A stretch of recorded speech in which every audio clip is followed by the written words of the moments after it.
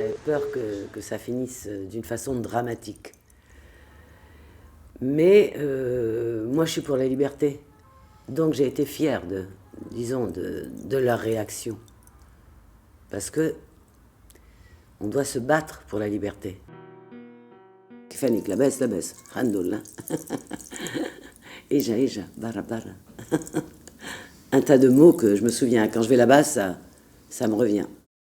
Mes racines, c'est la Tunisie. D'ailleurs, moi, quand je suis à la maison et que je suis un peu comme ça, qu'est-ce que je fais? Je dessine toujours le palmier, les dunes, et ça me relaxe. Que j'étais là quand Bourguiba a donné l'indépendance à la femme, qu'elle a enlevé le voile, la liberté aussi de se séparer. Et je me souviens à Bourguiba, que tout le monde qui défilait dans les rues. J'ai suivi bien sûr à la télévision et puis sur les journaux. Et puis il y a même un livre là, quand il y a eu que j'ai aussi, sur toute la révolution tunisienne, parce que c'est la Tunisie qui a commencé la révolution. Et après tous les pays ont suivi. Pour moi ça a été terrible quand j'ai vu ce jeune qui s'est brûlé, quoi. Et ça a été un choc. Un choc.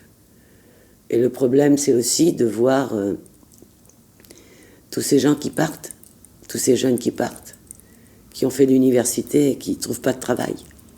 Moi, depuis que je suis petite, j'ai toujours dit une chose. Si je veux, je peux. Et donc, ils se sont battus, donc, ils vont réussir.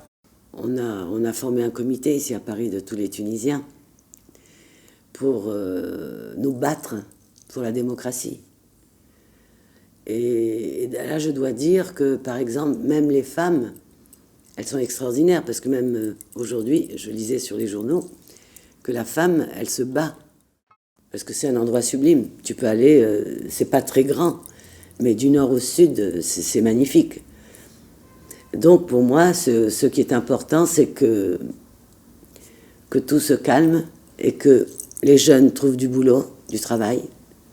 C'est ça qui est important.